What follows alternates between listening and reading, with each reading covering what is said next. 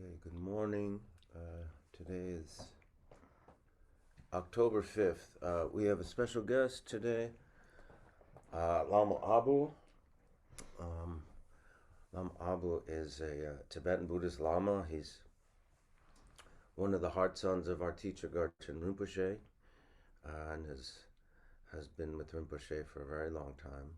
And Lama teaches many places now, especially here in the U.S., and we're very happy to have him. Let's start by saying the four immeasurables prayer to set our intention, make aspirations. May all beings have happiness and the causes of happiness. May all beings be free from suffering, causes of suffering. May all beings not be separated from the happiness that has never known suffering. May they rest in equanimity, free from attachment, anger, and aversion. So because today's really a special class,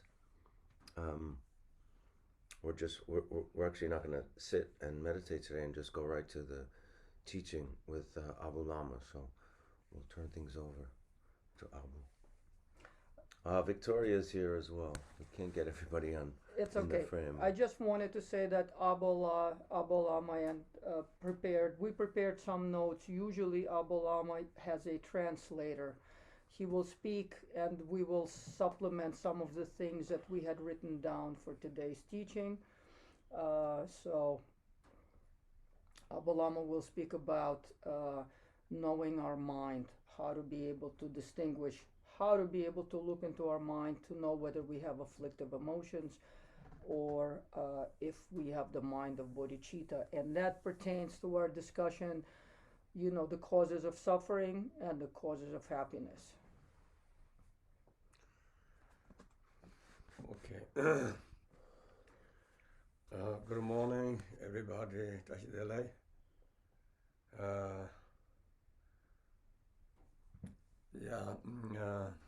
My friend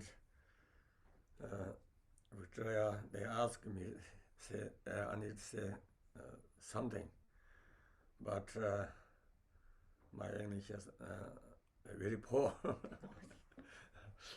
Yesterday, Victoria, we just little by little we talk. She made notes, right? Yes, notes.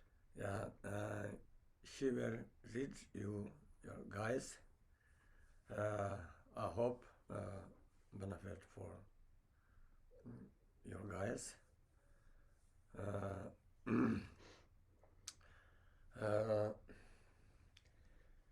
Yeah, this word, right? World. This word, we have many sentient beings. We know that we are one sentient beings. We are spiritual and human people. Human beings. We have spiritual, we have wisdom. We are not strong, we are not fast, we are not big, but we have spiritual wisdom. We can do many things. But other animals, big or very powerful, but we can do what we need. We can doing, right? Something like it. We can carry elephant. Elephant is big, but we have spiritual idea. We can carry like this. But this meaning is we have spiritual knowledge, right? Wisdom or something. Yes, wisdom. Yes. Like this. This knowledge we need use for good things. Good things is we need benefit other people or do in peace and peace in the living or peace in the mind. We need something like this. But anyway, Victoria, she will read your guys. Please listen to this. If benefit, then you keep, and if not benefit, just forgot. Okay, thank you. So Abu Lama and I went through some points yesterday, and I notated what he spoke about. Basically, what Abu Lama was just trying to introduce to us right now is the preciousness of human birth, because there are countless sentient beings here, but we who are born as human sentient beings are amongst countless other sentient beings are very, very special because we can have a wisdom mind. The selfish mind, me and I need this and give to me and it's about my survival, is a mind that all sentient beings share. But human beings in particular, due to the preciousness of human birth, and that we have access to wisdom mind, not just survival mind, we can be aware of, how to use it and the preciousness of it. We have to understand why we were endowed with this particular type of mind. And Dalai Lama was trying to say that, even the biggest, the strongest, the fastest animals who can tear us to shreds in moments are not, are under our power because we have wisdom mind. We know how to capture an elephant or a tiger, etc., because our wisdom mind. But our wisdom mind is not primarily for those purposes. Our wisdom mind is to create happiness for us and for all sentient beings. The speciality of our wisdom mind is to know how to distinguish between the mind of suffering, which is afflictive emotions, and the mind of bodhicitta, loving mind of love and compassion. And so that is a particularity of our mind. It is not, our precious human existence is not simply that we can capture larger, bigger animals or survive over others, be more powerful over them, faster over them, more cunning over them. Our wisdom mind, the specialty of our wisdom mind is that we can have love for all sentient beings. And Abba Lama actually made a very important point yesterday about, for example, when we consume animals, we have to do it with mind of love and compassion. We have to say these animals give up their life to feed us, but we have to have wisdom and to understand the kind of the difficulty for them to surrender their life in order to feed us, because they don't want to just die for us, and it may be their karma that they have to die to support our life, but we have to understand that, and we have to take that with a special kind of mind of love and compassion. And so I will speak a little bit to like how to look into our mind to know if our mind has afflictive emotion or has mind of compassion inside it. You did the beginning or not yet, right? No. Okay. No. Maybe you read first, then this we go to some part with afflictive emotion. That times we talk, right? Okay, Abulama. So Abulama yesterday spoke about what is necessary in our life, and practice this all the time, is to know our mind. In our mind, we have 5 afflictive emotions. We've spoken about them many, many times.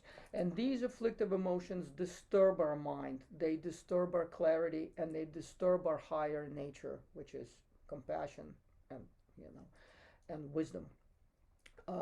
We need to know these afflictive emotions very well in order not to allow them to guide us in the wrong direction and away from our true nature, which is wisdom and compassion.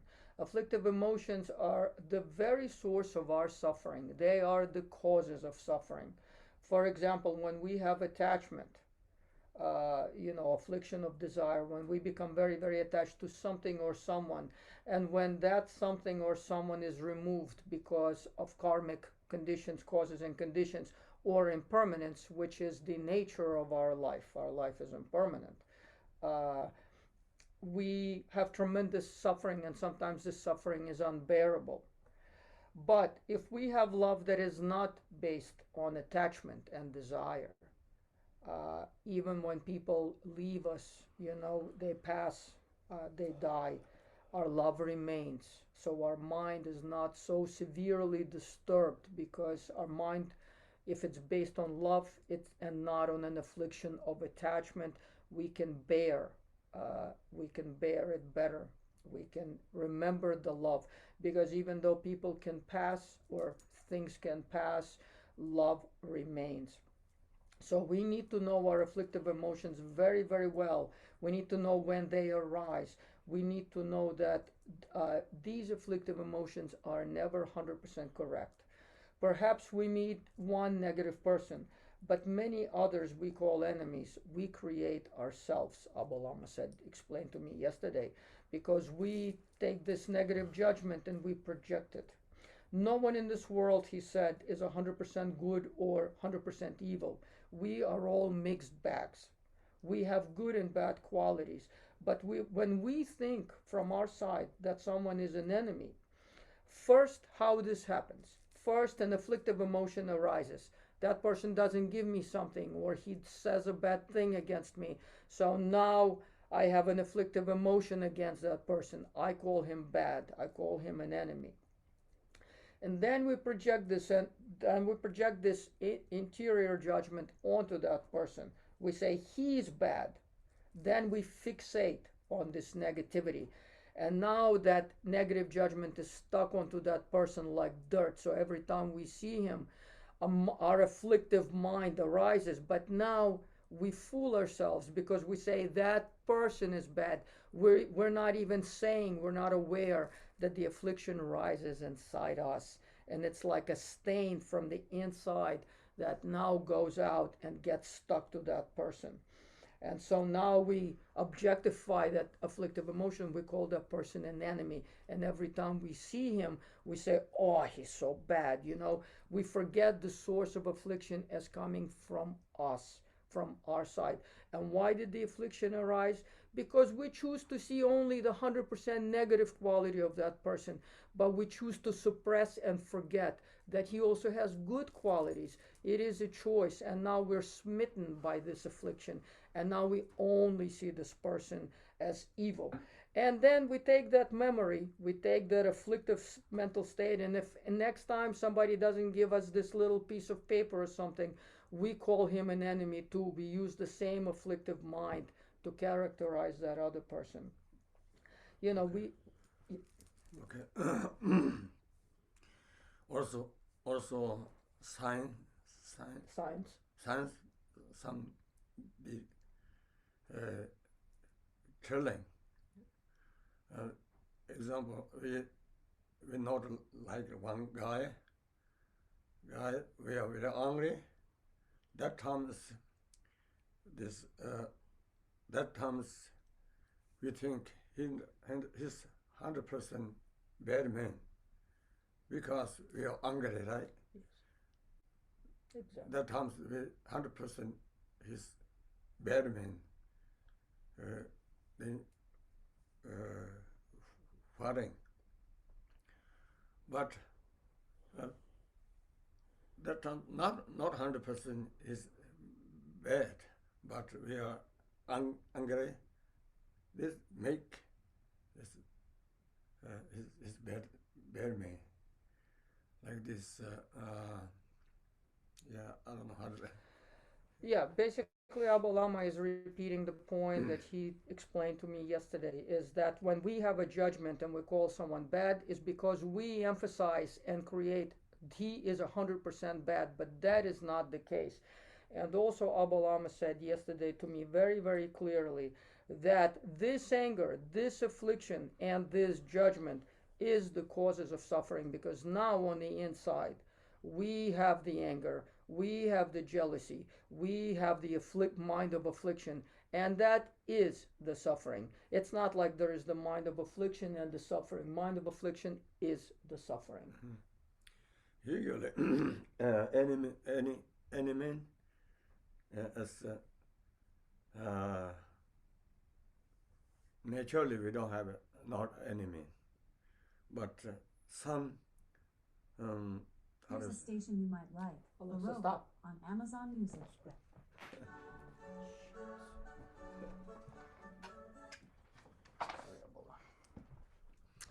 yeah, sometimes something happened, you know, something coming to happen.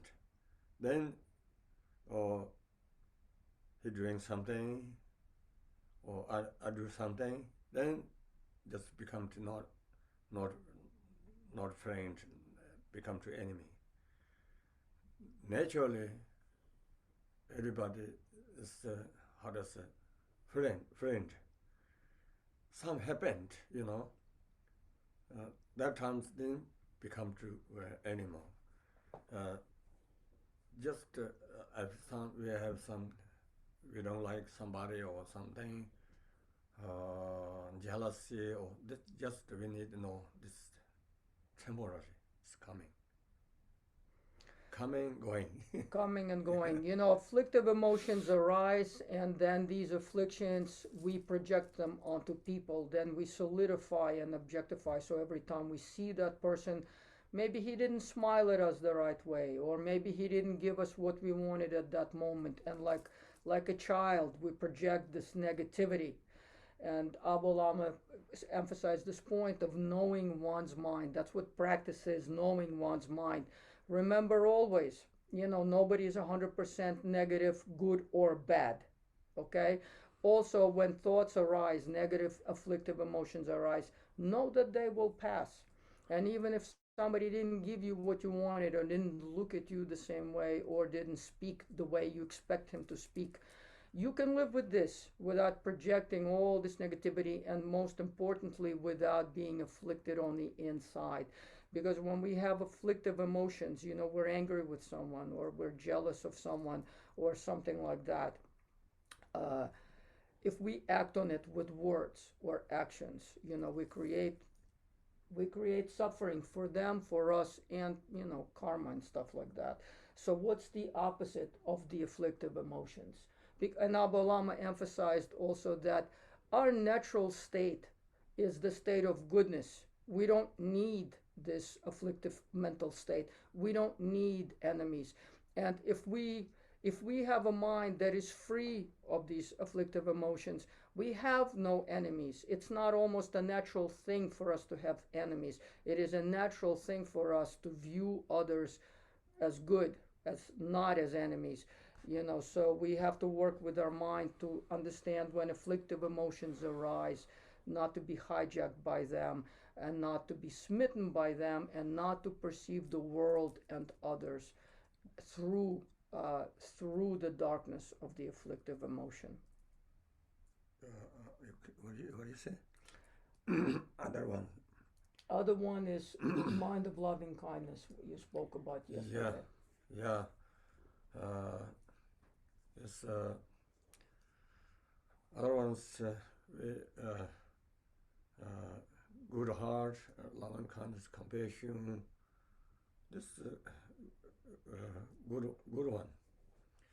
You have like this kind in your mind, then benefit you. Your mind is more peaceful, relaxed, and something happened.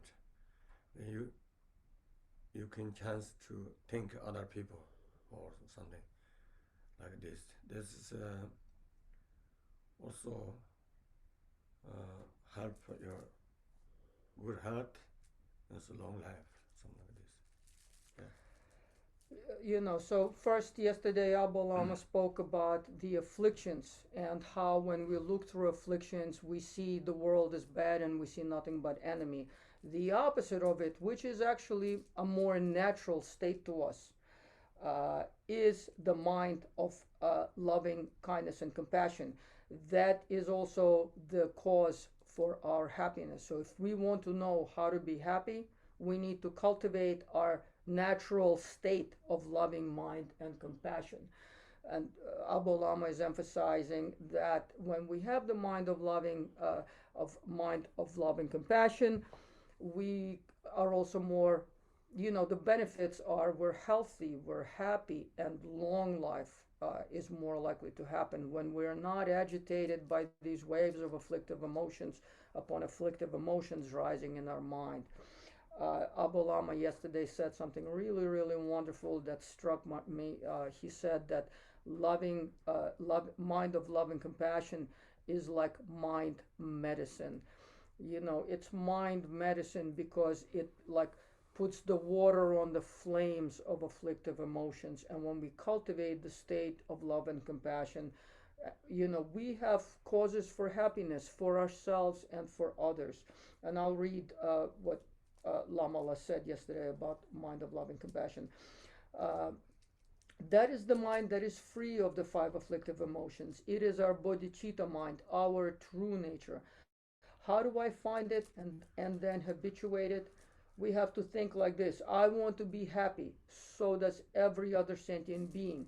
We are completely the same in this. All of us, all sentient beings, not just human beings. We need to think about equanimity. In fact, from our wisdom mind, our mind of love and compassion. Compassion naturally arises. Compassion is natural to our mind. We habituate the mind to it in the following way, Lama said. We think of those we love closely, our mothers, our children, whoever we love.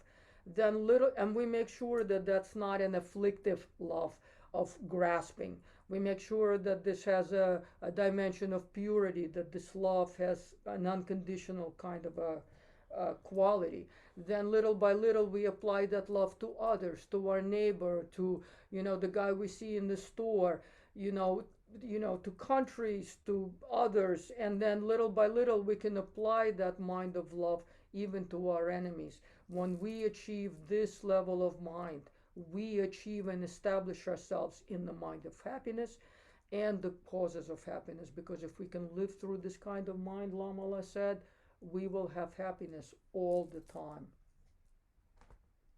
And Lama said that we have to constantly examine our mind to look, what is inside our mind? Are we acting from the mind of affliction, or are we acting from the mind of compassion? And then he talked a little bit about Shamata. Mm-hmm. Shamata. Shamata yesterday, I say. Shamata as best to meditate as morning time and evening time. Morning time is very good because that times we are our mind a little bit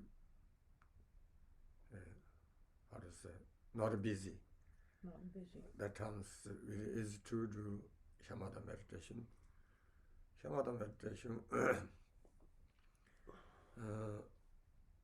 is very good. Then Shamata meditation is how to say, something like mind's medicine. Mind medicine. Then this that times we have many things kind Shamata meditation. Some people just focus on silly books, or some people look in some object, or some people just look in the mind and keep in the awareness. Then that time's coming in the thought coming, right? That time's so wisdom need see this, what kind of thoughts coming.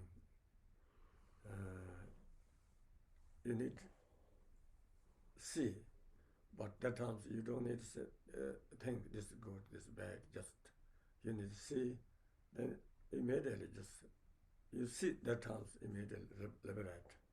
If you not see that thought, then just continues keeping in going, right? Yes. When you see the times thought is liberate, Liberate. something like this. So Abdullah made a very big point yesterday about shamatha meditation, because the question is, so how do we learn for our mind to be able to look internally, as opposed to when we're lost in the world, with our projections and stuff like this. So as practitioners, how do we, where do we learn the technique, what we call the methods in Buddhism, for the mind to watch itself, to know if it's afflictive or it's compassionate. And Lamala said that Shamata, our practice of Shamata, is that very kind of space where we learn the methods first. For the beginners, maybe, you're reading or reciting something to calm your mind and your thoughts. Another level is when you start to just focus your attention on one object. But then the culmination of shamatha practice is the mind watching itself, looking at itself, where your wisdom mind, your awareness, can see thoughts rising, coming, and going. And and I'm going to read what he said, which was a beautiful example and very, very helpful. He said, in shamatha practice, we sit on the cushion, we look at our mind, we look without following thoughts, which are coming and going. There is no need to follow any of them or act on any of them.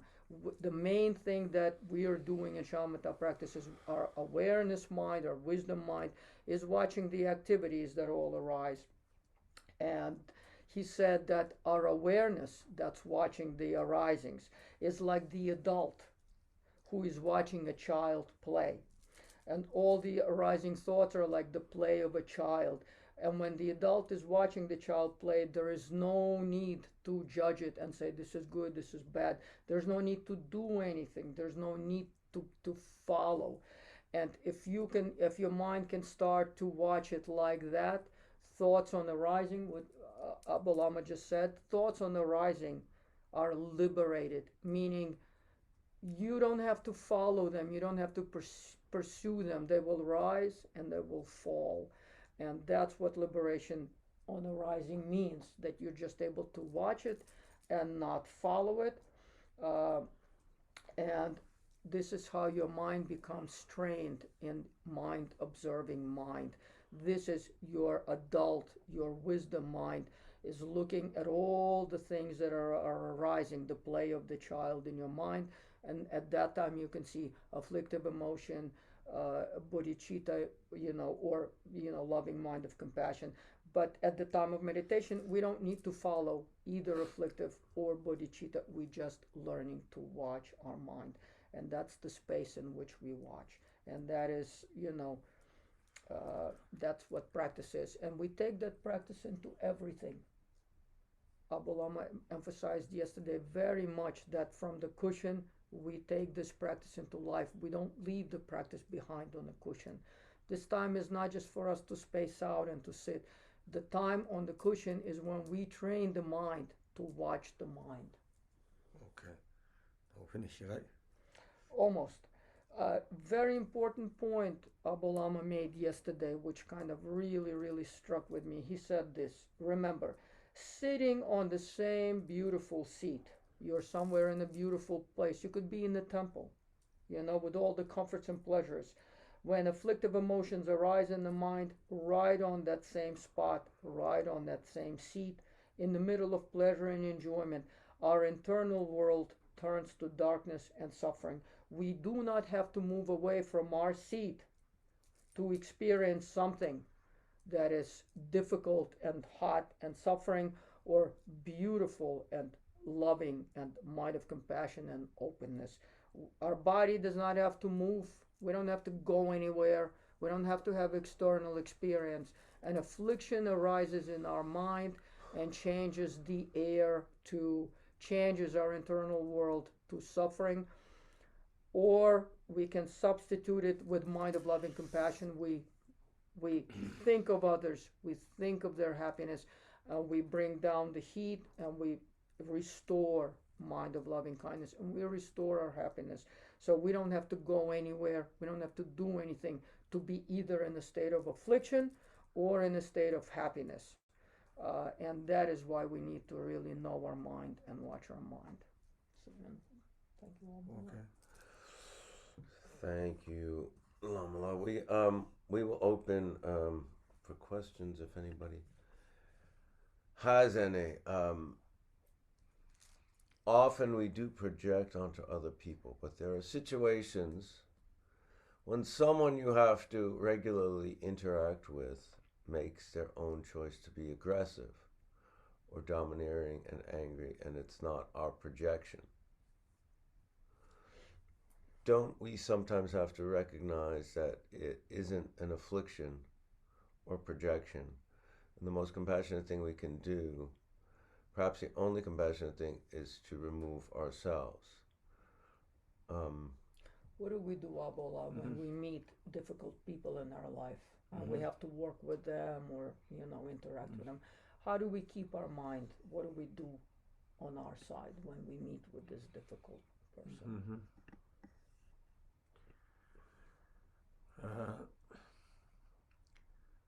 That comes,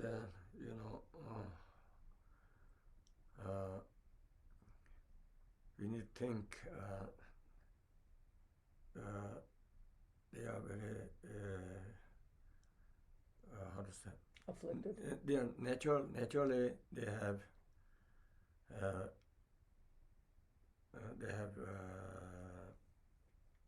how to say, naturally they have loving kindness, compassion, but they don't have choice. They have afflictive emotion. They how to say, too strong. Yes. Too strong. They are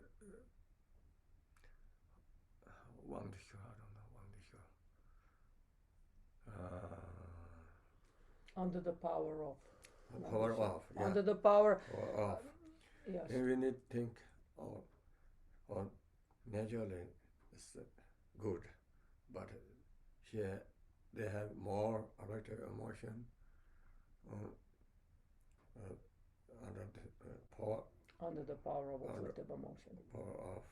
We need to make more compassion. Yes. We need, just this temporary, maybe. They understand later. Yes. Or something like we think like this. So I also want to elaborate on this, because you have to also, when you're talking about projection,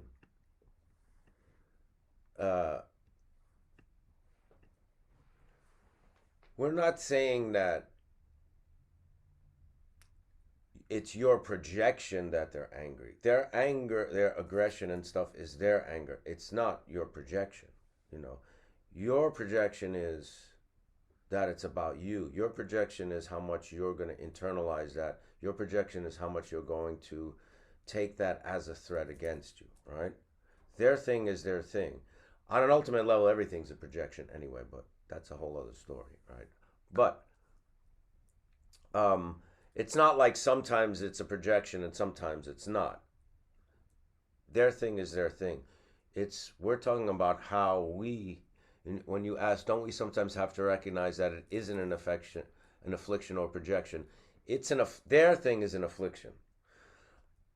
Our thing becomes an affliction when we internalize that, when we elaborate on that and take that into something that's,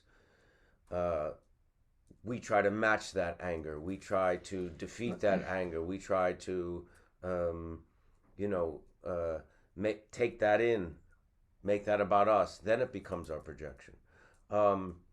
when you say the most compassionate thing we can do, the only compassionate thing is to remove ourselves. Are you saying that for yourself, or are you saying that for them, or both?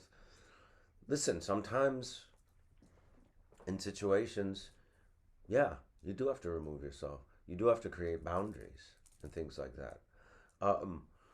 What we're talking about is to bring awareness into these highly charged situations where in the past we immediately go to our projection of it, that this person is evil and this person is just wrong and everything about this person is, 100% wrong and 100% evil. That becomes our projection. If they're acting aggressively, acting, with a lot of anger, aggression, and stuff like that, yeah, that's not necessarily a projection. Our projection is this person is evil. That this type of person is. It becomes that this type of person, this group, this person belongs to, this nationality. It can expand into these giant things, which often happens. You see, on the world stage. I think what we're saying here is that what Abu's saying is bringing awareness of our minds in this situation. And then instead of just being colored by the threat, the knee-jerk reaction to the aggression, we're bringing some space into it where maybe we could say, you know what, I'm not going to match this anger. I'm not going to go toe-to-toe. I'm just going to walk away, like you say, remove ourselves. I'm going to think, look at this person as a Buddha and try to infuse some compassion from my end into the exchange. I'm not going to internalize that, That has to come through awareness, because if we're not aware, we'll just, we'll drink that same poison, because we're conditioned to do that. That's more of our habitual reaction. And the very important key point that Lama Lam just made is that our wisdom mind knows that all beings, in fundamental nature of all beings, is goodness, is bodhicitta. So the way that we think about a person, a difficult person, aggressive person, this difficult person, is that person's fundamental nature is good, is bodhicitta, but temporarily it is stained by afflictive emotion. Alamala used the word under the power of afflictive emotion. You can almost think of it as an illness that temporarily takes over. It's like you're not going to be angry at a mental patient when you know that they're having issues of that nature. No one can be angry at a person who is sick and whose mind is temporarily swayed by this kind of, by affliction. And that's what happens to us too. If we are under the power of affliction, at that moment, our true nature is obscured. So that is what the wisdom brings out. Right, Abdullah? Yeah. That's Yeah, like our fundamental nature. You remember in the moment when you're with a difficult person, their fundamental nature is good, but temporarily it is obscured by afflictive emotion. Lamala said, under the power of afflictive emotion. And what can you do with that, knowing that in this situation, like Lauren is bringing up here, you're faced with that aggression that's just coming at you, and bringing that, and what you just said, that kind of knowledge and that kind of awareness, how do you bring that into the situation? Well, the important thing is that you don't pollute your own inner state. Because if you don't have a polluted inner state, like if you are working with your wisdom mind to understand that for the moment this person is under the sway of afflictive emotion, so their Buddha nature is obscured, covered up by the afflictive emotion, you're not poisoning yourself by producing another afflictive emotion as a counterpoint. So that's one thing. And if you internally don't produce an afflictive state in conjunction or in response to their affliction, you won't say negative things, you won't do negative things, you won't create negative karma, and you won't feel suffering of affliction inside you. You will look at that person and you will acknowledge they're afflicted, they're under the power of the afflictive emotion. Yes, you may want to remove yourself and not engage momentarily, unless you have, like a fireman comes to a fire with a water hose. Unless you have a water hose and you can quell the situation, you will step away from it. It's a very good question, Lauren, and also remember, right? It's you know, what we're doing here, these things are all aspects of practice. That, that's a path. And it's, the teachings and the words that he's saying is directly, corresponds to the practice of meditation, and using that as a daily practice, or as, almost daily in our lives, bringing that awareness that we cultivate in sitting meditation into our daily lives. It's not something that just because you hear somebody here say it, you're going to be able to do that in the next time it happens. This is a process. It's really about dismantling these old, very, very deeply ingrained habitual patterns, psychological patterns that have developed over countless eons and lifetimes, and especially this lifetime. So be patient with it. Maybe not, but I'm reading into your question, and basically I'll take a leap and say there's probably someone that you're dealing with in this situation that, maybe on a constant basis or regular basis. It's probably not going to happen overnight, but the fact that you're becoming aware of it, and you're here in this class, which I assume that you're practicing, as well, you will make progress, and things will change. It's not going to be like usual. I mean, it could be. Usually it's not just overnight, but you will make progress, and it's a gradual path. And Be patient. That's basically what I'm saying. and I wanted to add what Lamala said, with which we began, the Alpha and Omega. In all and each situation, remember to look in your mind. You have to do the looking in your mind. You have to cure your own mind, your fire. You look and you say, is my mind afflicted now, or is it compassionate? In other words, do I see with my wisdom what that person is? And do I make sure I'm not acting or counter, balancing this with an afflictive emotion? Right on the spot. We don't just do it in formal sitting meditation. We're doing it all the time. And Lama emphasized looking at mind all the time, especially when difficult situations arise. And Lama also said, very good time to practice. Try to stabilize a morning practice. Do morning meditation before your mind gets all busy and cluttered with things, and like ordinary habitual patterns arise. And in the night, he said, is when we do our meditation at night. We can also do shamatha meditation, but it's also a good time to do confession. You examine, you analyze, and you say, tomorrow I will not act with such an afflicted mind. I won't use these words. I won't act like this. I will do better. You make an aspiration. We don't waste time on guilt in Buddhism. We aspire to better actions, and we define them, and then tomorrow we want to act on them. So morning shamatha meditation, evening shamatha meditation, confession, and aspiring to be better the next day. I'd also like to add, going back to your question, Lauren, because it's a very good one, right?